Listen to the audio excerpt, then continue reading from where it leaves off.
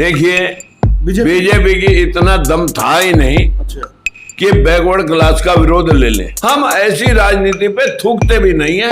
हमने बीजेपी छोड़ी कि अगर उड्डा में ज्यादा पॉपुलैरिटी है तो आ जाए मैदान में। नहीं अब राम राम जी सारे दर्शकों ने, मैं दीप सिंह और आप सबका स्वागत है हमारे यूट्यूब चैनल बोल गाबरू बोल पे। आज हमारे साथ जो शख्सियत बैठे हुए हैं इनको पूरा हरियाणा क्या पूरा भारत ही जान चुका है और आप नाम बताने की कोई जरूरत नहीं है। और आज हम इनके पास आए हैं, इनसे ऐसे सवाल पूछेंगे जो ऐसे नुकीले सवाल है जो पिन की तरह है जो सीधे चुभेंगे। और अभी इनका जो भी सर्वे किया है, अब हम बड़ौदा इलेक्शन में उपचुनाव है जो उसमें गए हैं, उसमें यहाँ तक इनकी पार्टी का अब तक जान फूकने वाली बात है पार्टी में। तो आइए सबसे पहले राजकुमार सैनी जी का स्वागत करते हैं जो कि LSP के सुप्रीमो है। तो नमस्कार सर। नमस्कार। आपका हमारे चैनल पर स्वागत है और आप अपने दर्शकों को, अपने समर्थकों को आप अपनी तरफ से राम राम करें। मैं अपने सभी पार्टी के कार्यकर्ताओं को, प्रदेशवासियों को और अपने साथ जुड़े हुए समर्थकों को प्रणाम करता हूं। अपील करता हूं कि न्याय और इंसाफ, हकदारी की, हिस्सेदारी की लड़ाई है। जिस दिन आप समझ जाओगे उस दिन आपके हिस्से कोई चीट नहीं कर सकेगा, आपका शोषण नहीं कर सकेगा, आपके साथ भेदभाव नहीं रख सकेगा। बस मेरी यही अपील है कि अगर आप चाहते हैं कि हमारे साथ इंसाफ हो, हमारा हिस्सा हमारे बच्चों को मिले, तो आइए हमारे साथ लोकतंत्र सुरक्षा पार्टी में अपना समर्थन और अपना विश्वास हमें दे करके हमें मौका दें कि हम ताकि विधानसभा में ये जो झूठे और फरेबी लोग आपके बीच में हमेशा राजनीति को कभी मुसलमान हिंदू के नाम पे, कभी जाट नॉन जाट के नाम पे और कभी अमीर और गरीब के नाम पे जिस प्रकार से आप उन लोगों को इस्तेमाल करते रहे हैं। हम 52% पिछड़े और 23% शेड्यूल कास्ट के 75% लोग हैं जिनकी आज तक की हिस्सेदारी सिर्फ 25% है, जिसका मैं आपको रिकॉर्ड दिखाने वाला हूं। मैं आपको प्रणाम करता हूं कि भेदभाव सदाए ना चले। आप भी जागिए, उठिए और अपने हिस्से का संघर्ष कीजिए और अपने हिस्से का इंसाफ पाइए। तो राजकुमार सैनी जी, आप MP में रह चुके हैं, आपने हर इलेक्शन लड़ा है। एक बात सुनने में आई है, जो इलेक्शन आपने जीत लिया वो दोबारा क्यों नहीं लड़ा जी? मैंने जिस क्लास में एक बार जो क्लास पास कर ली उससे मैंने प्रयास अगला किया है कि अगली क्लास पास करनी है। कदम ताल तो वो लोग करते हैं जो लोग चलने की हिम्मत नहीं जुटाते। मैंने कदम ताल करना मेरा वो विषय नहीं है। मैंने लोगों को इंसाफ दिलाना है। इंसाफ मैंने गांव के पंच रहते हुए देखा कि सरपंच मर्जी चाहे तो एक पंच की एक भी काम ना करे। तो हमने सरपंची का चुनाव पंच के बाद लड़ा तो लोगों ने सरपंच बना दिया। हमने देखा वीडियो बड़ा भ्रष्टाचारी है और वो सारे पैसे जो है ना सरपंचों से 10-10% मांगता है पैसे के विड्रॉल पे भी। तो हमने जो है ना ब्लॉक समिति का चुनाव लड़ा के वीडियो के ऊपर अंकुश डाला जाए। और वीडियो के ऊपर अंकुश डालने से पहले जब हम ब्लॉक समिति में मेंबर ब्लॉक समिति बन गया और चेयरमैन हमारी वजह से जो है ना सटे रही, तब हमें देखा कि इसके ऊपर तो पंचायत मिनिस्टर का जो असर है, ये वीडियो तो पैसे वहां दे के आता है। तब हमने ये सोच लिया कि अब MLA बनने से पहले इसको जिला पंचायत के हिसाब से इसको प्रेशर दिया जाए। हम जिला परिषद का चुनाव लड़े और महज इत्तेफाक है कि वो रिजर्व हो गई चेयरमैन। फिर हमने सोचा सीधा कि क्यों ना MLA का ही चुनाव लड़ा जाए और MLA का चुनाव लड़ने के बाद हमें मौका लगा जनता की सेवा और भावनाओं को जो है ना पूर्ति करने का। लेकिन यहाँ तो मुख्यमंत्री को प्रेशर आ गया कि जो व्यक्ति जनता की सीधी सीधी बातें पार्टी में रहते हुए उठाता है, ये तो पार्टी के लिए नुकसानदायक है। उसने जो है ना हमारे पर उतरने के लिए सारे प्रशासन को बोल दिया कि इसके कहने से कोई काम नहीं करना। तो जिस प्रोग्राम में जनता आक्रोशित हुई तो जनता ने पूरा प्रशासन पीट डाला, क्योंकि समस्याएं जनता की थी, वो तो मेरी तो थी नहीं। ये समस्या हमारे देश के अंदर राजनीति कहने का एक ढिंडोरा है। जिनको जनता चुन के भेजती है वो लोकसभा है, लोअर सदन, अपर सदन राज्यसभा है, जो चोर दरवाजे से सत्ता घेरे बैठे हैं।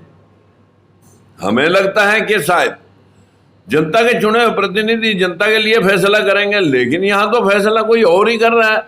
जो बिल पास हुए लोकसभा में, राज्यसभा वाले उनको अटकाए बैठे हैं। जो लोग नॉमिनेटेड चोर दरवाजे से घुसे, अगर सत्ता की चाबी उनके पास है तो फिर देश में प्रजातंत्र कौन सा कहे। यहां पर तो या तो मुख्यमंत्री, वो सारे बाकी के एमएलए जिन्हें जनता ने अगर चुन के भेजा एमएलए, वो किस पार्टी से भेजा, लेकिन वो प्रतिनिधि तो जनता का है।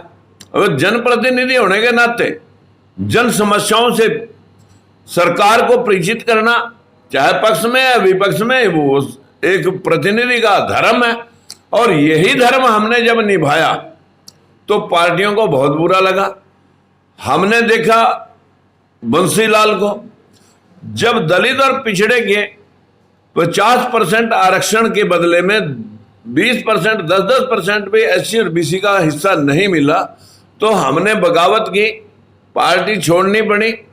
और जब उसने हमारे खिलाफ एक्शन लिया तो हमने सबने इकट्ठे होकर के बंसीलाल हटा करके ओम प्रकाश चौटाला बनाया।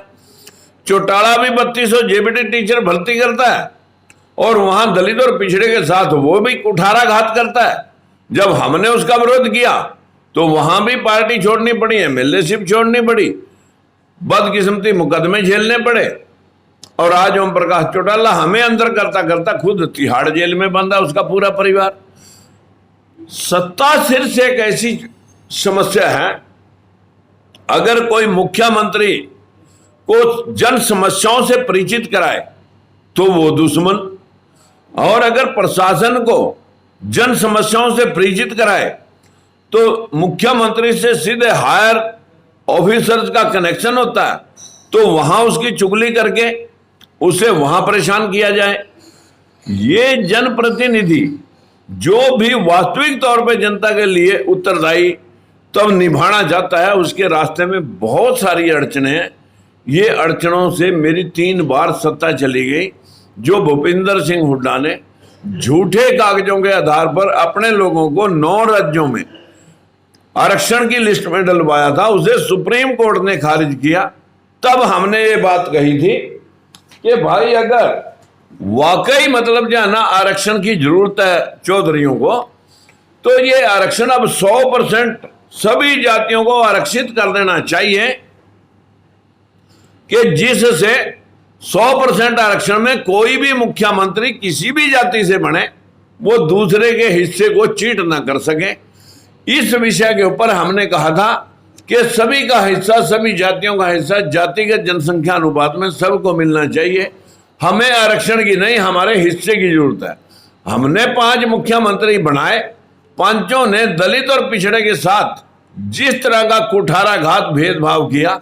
हमारी लड़ाई है लोकतंत्र सुरक्षा पार्टी की, लोकतंत्र को बचाने की, उसकी सुरक्षा करने की हमारी जिम्मेवारी है। तो जी एक और बात है, ये तो लंबा विषय हो जाएगा।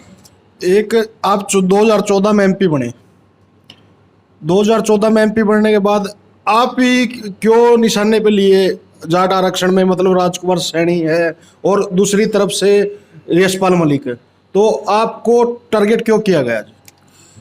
देखिए, बिल्ली के गले में घंटी कौन बांधे? जो घंटी बांधने जाएगा उसकी जान को बड़ा खतरा।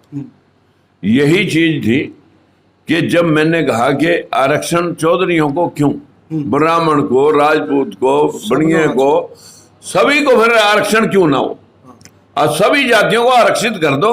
जो जनसंख्या अनुपात किसी जाति का है वो हिस्सा उसे मिलना ही चाहिए। इससे पीड़ा उनको ये थी जब मैंने इंसाफ की बात की, क्योंकि हरियाणा में 5 मुख्यमंत्रियों ने, ये देख लें, 28% उसका फायदा तो नौकरी का यहां उठाया गया।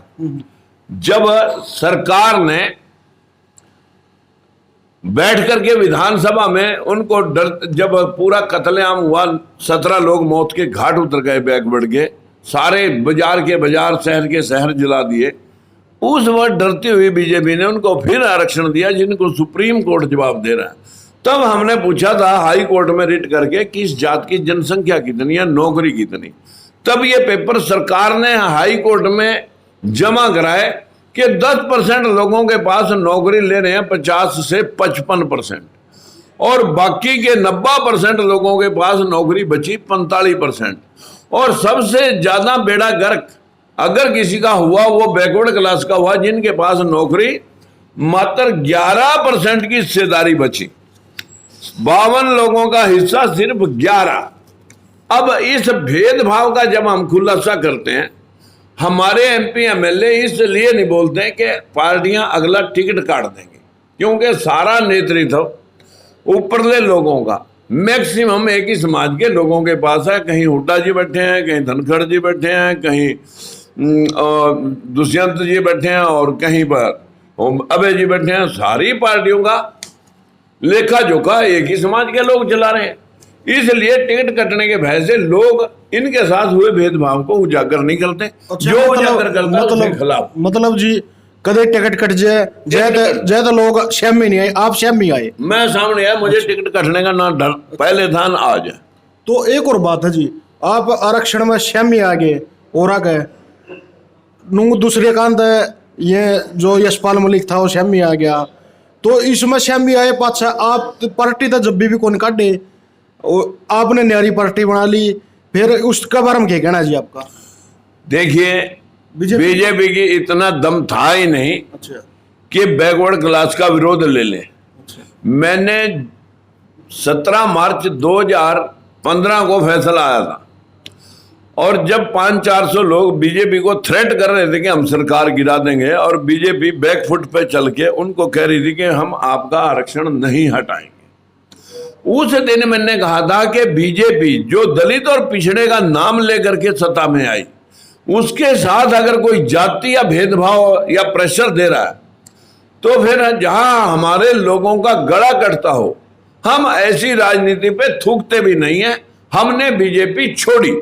हमने पहले 24 मार्च को ये शब्द एक इसके हरियाणा न्यूज के इंटरव्यू पे मैंने ये शब्द पहले दिन बोला था कि अगर बीजेपी इन लोगों को आरक्षण देने का वचन देती है तो हम बीजेपी को छोड़ते हैं।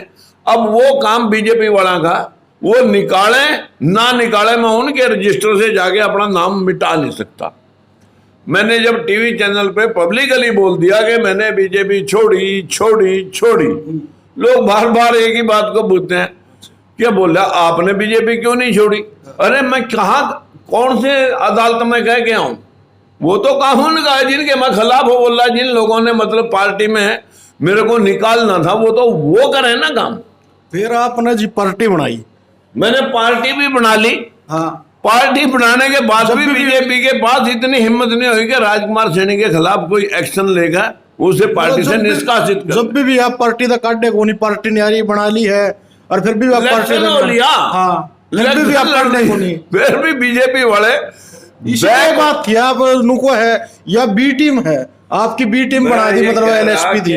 बीजेपी जो बैकवर्ड का मुखौटा मोदी जी लगा करके आए थे, अपनी जाति को बैकवर्ड समाज में डाला, फिर बैकवर्ड समाज को कहा कि मैं चाय बेचने वाला अति पिछड़ा व्यक्ति हूं, जो कि घांची समाज से जो है अपनी ये पार्टी जो है ना तेली की, उसमें डाली गई बढ़िया समाज से होते हुए अपने बैकवर्ड क्लास में, जैसे बिहार में भी बनी है बैकवर्ड क्लासेस में किए हुए हैं। लेकिन हमें इस बात का कोई गिला नहीं। गिला इस बात का है जब मोदी जी आप बैकवर्ड बन के आ ही गए थे, तो कम से कम 40 यूनिवर्सिटियों में हमारे बैकवर्ड का आज तक एक भी प्रोफेसर नहीं, जुडिशरी में एक भी जज नहीं, आपने कैबिनेट में एक भी मंत्री नहीं लिया। हमारे देश में सैकड़ों रेजिमेंट हैं मिलिट्री के अंदर, एक भी रेजिमेंट दलित पिछड़े की नहीं है। हमारे देश के अंदर ये 12% की हिस्सेदारी है। इसे 52 तो आपने क्या करना था, इस 11-12% की हिस्सेदारी को आप सुप्रीम कोर्ट के आदेशानुसार 27% भी नहीं कर सके, तो कहां के बैकवर्ड हैं आप? इसलिए बीजेपी को डर था कि कहीं सारे बैकवर्ड भाग ना जाए, इसलिए वो आपको पार्टी में उनकी गले की फांस बनी हुई थी। अच्छा, मतलब काट दी जमर के और ना काटा जमर के, मैं तो बीच में रख दिया। बस वो तो जो है ना ये है कि और शोर मचाने, ये हमारा ही आदमी है। अच्छा। ये हमारा ही उल्टे साइड में लोगों को कंफ्यूज करके कई जगह तो नुकया है भाई, कोई बात नहीं हुई अपनाए है, मतलब हाँ। कई लोग तो कहने लगे भाई राजकुमार सैनी ने नई पार्टी बनाई है, यह बीजेपी की बी टीम है, एलएसपी।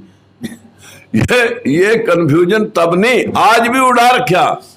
आज भी लोगों को ये कहते घूमते हैं बीजेपी वाले कि भाई बीजेपी के पास तो मुकाबला होगा नहीं, और बीजेपी ने राजकुमार सैनी के सामने सरेंडर कर दिया, और वो तो राजकुमार सैनी को आगे मुख्यमंत्री प्रोजेक्ट कर रहे हैं, और जो वोट हैं वो हमारे ही वोट हैं।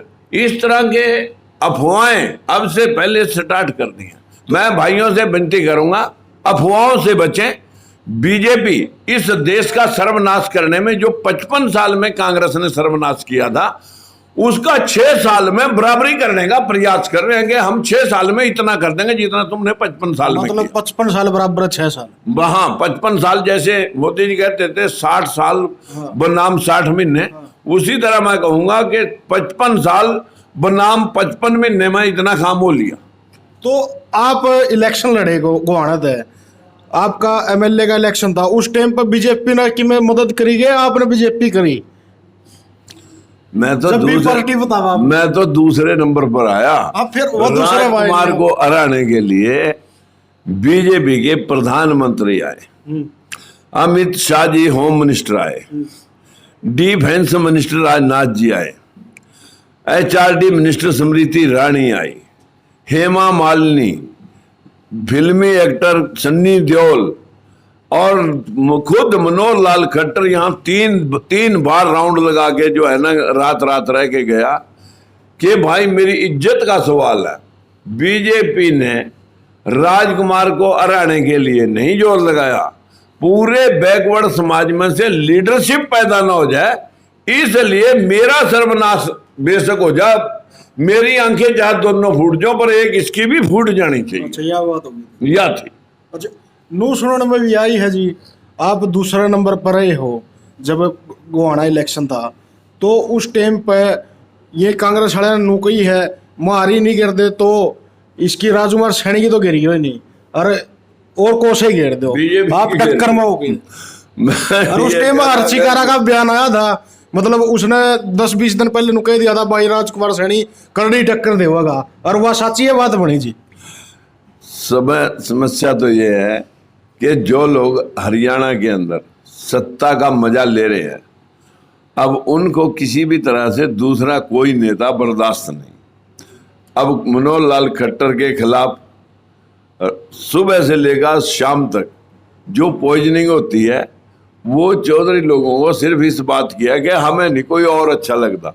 और राजकुमार सैनी तो अच्छा कैसे लग सकता है जिसने सीधा भेदभाव के ऊपर जो है ना निशाना तार के लोगों के बीच में रखा, और राजकुमार सैनी को कह रहे हैं भाईचारा खराब कर रहा। 35-1 का नारा आपने दिया कि और कोई दे गया, आपका नाम चढ़ कर गया। मैंने 35-1 का कभी कहा ही नहीं।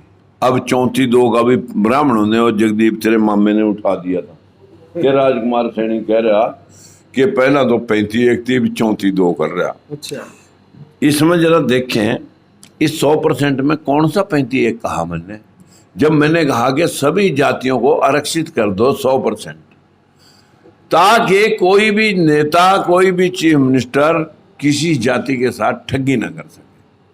अब रह गए जिन लोगों ने 35 का हक अड़प रखा, उनको तो अपने आप दिखाई देता है चोर की दाढ़ी में तिनका।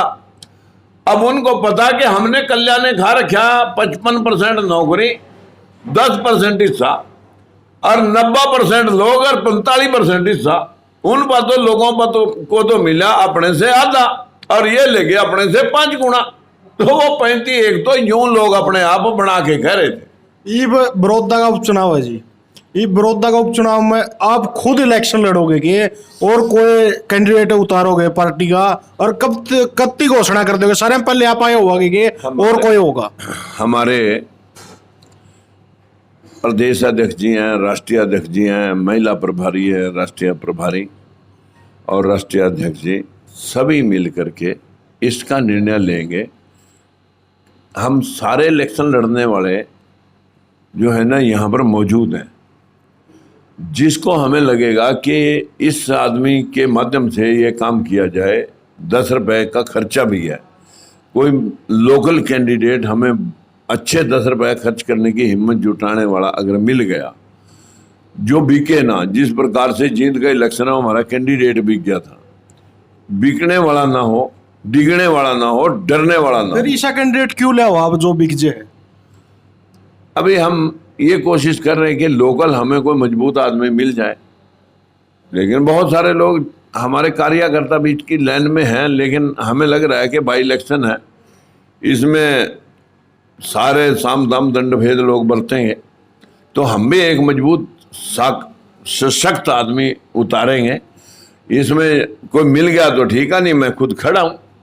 लोग नूचावे है, कांग्रेस का अंत तो उड़ावे, एलएसपी का अंत आप जाओ, इन लोग अंत है बे चुटाला नुको है, एक बार नू देखना है किसकी कड़ लगवानी है। मैं तो कहूँ आप ये खबर चलाओ कि अगर उड्डा में ज्यादा पॉपुलैरिटी है तो आ जाए मैदान में। नहीं, अब चौटाला का बयान आया, नहीं उड्डा मैदान में आओगा तो मैं भी आऊंगा, फिर आप आओगे? हाँ, मैंने तो चाहे इनका मैदान में आएंगे या नहीं आएंगे, हम तो मैदान में खड़े हैं।